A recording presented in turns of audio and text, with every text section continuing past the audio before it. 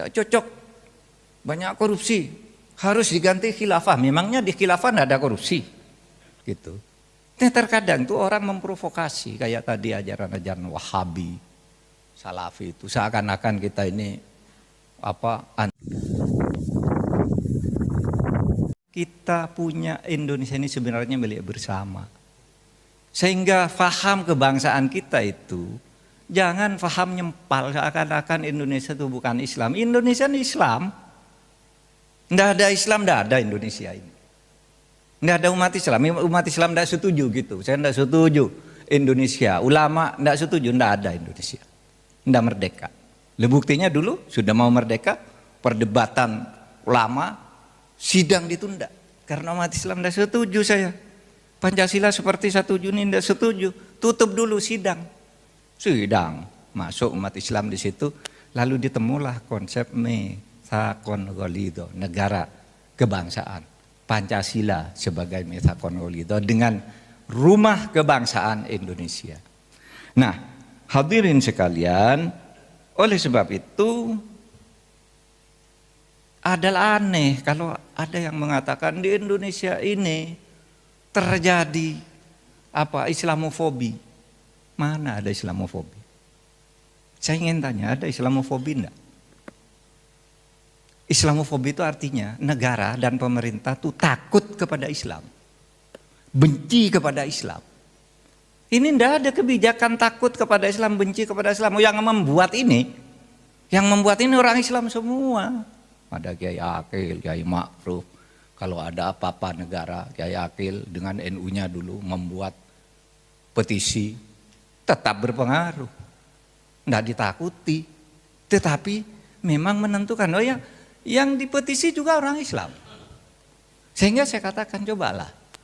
Sekarang ini Islam di Indonesia kurang apa? Gitu. Nah, terkadang tuh orang memprovokasi kayak tadi ajaran-ajaran Wahabi, Salafi itu seakan-akan kita ini anti Islam. Mana anti Islam? Semua anti Islam. Sekarang nih mau kampanye semuanya berebutan harus cari calon yang didukung oleh orang Islam. Kalau dia tidak Islam benar, carikan yang NU.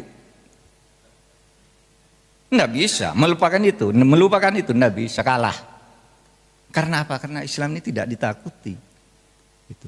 Bahwa ada kebijakan yang tidak sesuai. Nah, itu persoalan pilihan kebijakan, bukan diskriminasi. Dan yang lagi karena tidak kebagian aja kadang-kala. Kalau sudah kebagian masuk kan sama aja, tidak bisa berbuat apa-apa. Karena masalahnya terlalu kompleks dan tidak sederhana seperti yang kita katakan, seperti yang masyarakat katakan.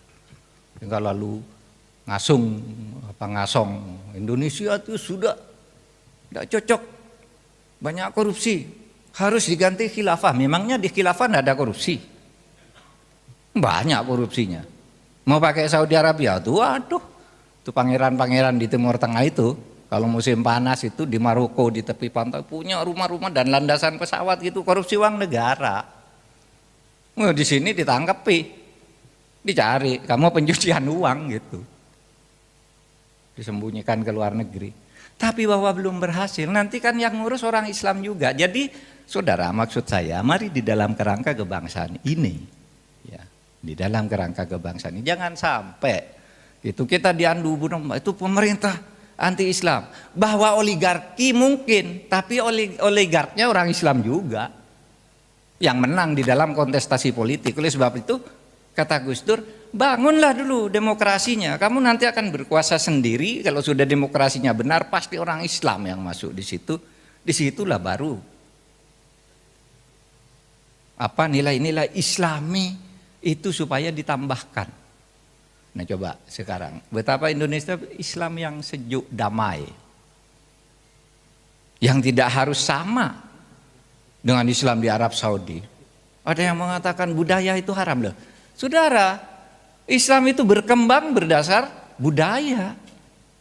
Ajarannya sedikit, yang pokok itu pegangi, lalu dikembangkan berdasar budaya-budaya. Saya sering bercerita begini, coba Anda sekarang mumpung bulan puasa sana datang ke Arab Saudi sana. Apa di sana ada imsak gitu? Enggak ada. Karena itu bukan ajaran Islam imsak itu budaya Islam Asia Tenggara dan itu bagus. Hebat bisa mengembangkan budaya. Kalau puasa kurang 10 menit ingatkan imsak. Peringatan. Tapi di Indonesia kadang-kala orang salah imsak dianggap sudah mulai harus puasa. Enggak, itu peringatan aja. Nanti 10 menit subuh sesudah fajar jelas garis putih dan hitam di timur itu di ufuk timur fajar shidik namanya baru berhenti makan. Nah tapi di Indonesia kan ada budaya imsak, budaya tadarus sesudah taraweh, budaya sahur keliling. Apa itu salah? Nggak ada tuh di Islam, nggak ada di Arab Saudi. Tapi itulah budaya Islam al-adah muhakkamah. Sehingga jangan diperbenturkan gitu seakan-akan kita ini tidak Islam. Kadang-kala yang teriak-teriak, kamu tidak Islam, sholatnya telat. Menuduh-nuduh orang lain tidak sholat, dia sendiri sholatnya telat. Kadang-kala lupa juga. Nah, saudara sekalian, itu yang seperti katakan, imsak. Imsak, saudara kalau subuh, sholat di Mekah tuh. Nggak ada orang begitu selesai adzan subuh, ada yang begitu adzan subuh itu langsung makan. Imsaknya adzan subuh itu baru mulai makan ada. Coba di masjid itu karena apa? Tradisi, cara menafsirkan di dalam kebutuhan lokal masing-masing. Lalu ketika berkumpul di Mekah itu berkumpul macam-macam cara beribadah.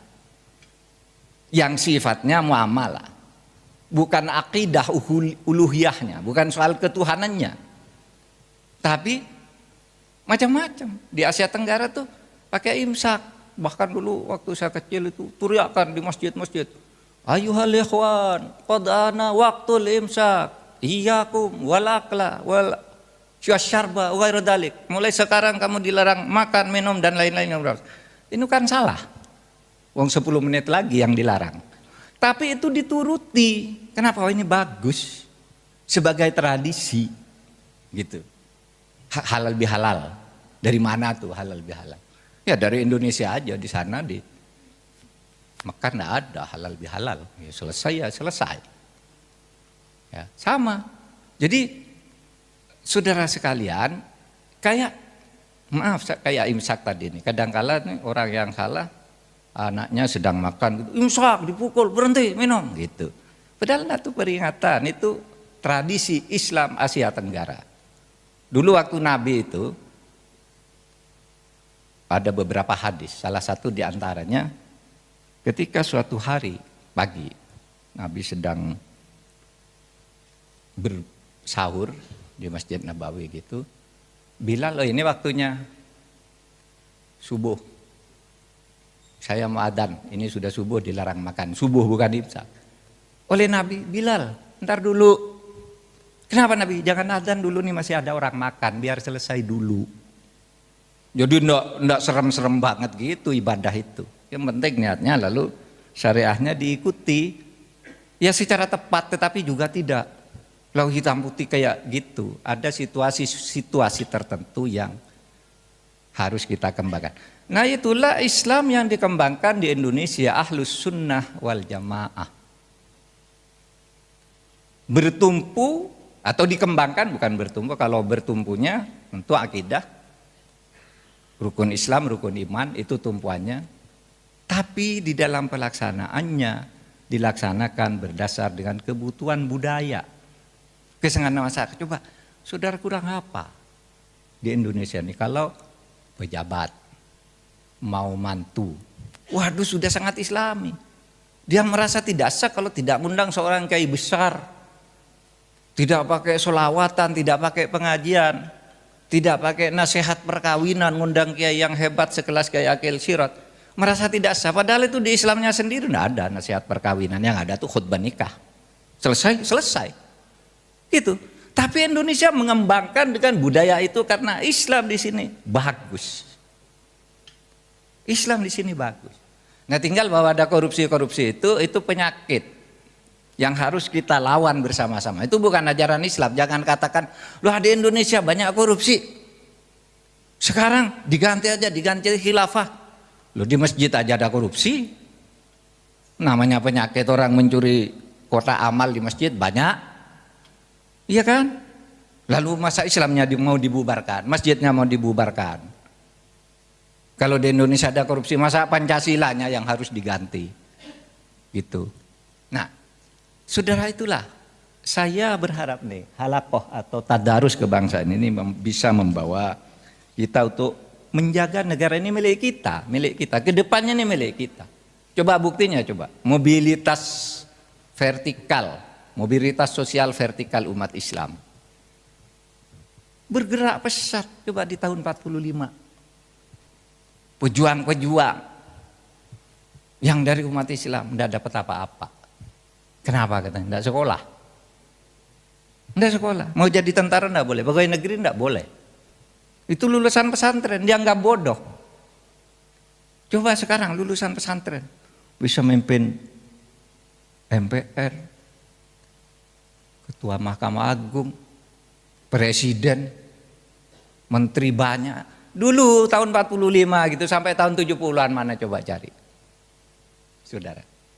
Pasti kalaupun Islam ya Islam, tetapi karena menang pemilihan elektoral di misalnya Masyumi atau apa, tapi di kabinet gitu ya Islam yang dari Masyumi dan dari NU gitu. Yang lain lebih banyak ya Islam formal, KTP lah.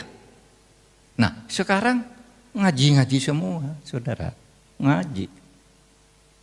Saya tidak apa, nanti kalau ada orang wah Mahfud ini karena jadi pejabat sekarang muji-muji, enggak, sejak dulu. Misalnya kalau saya katakan, kalau saya bepergian sama Pak Jokowi ke luar negeri, waktunya sholat itu sholat dia, meskipun sedang rapat resmi. Berkali-kali saya ikut sholat. Waktu makan dibatasi jam 12 sampai jam 1 misalnya, beliau makannya setengah 1 udah selesai, cari ruangan sendiri sholat. Di istana juga orang sholat, sholawatan dan sebagainya, udah banyak. Jadi budaya Islam sudah tumbuh, jangan diganggu dengan radikalisme, takfiri dan sebagainya. Yang menganggap selalu kalau orang Islam yang bukan dia yang berkuasa salah, ini salah. Nah, yang begini-begini nanti kalau berkuasa itu berbahaya tuh. Semua orang nanti dilibat berdasar kebutuhan dia.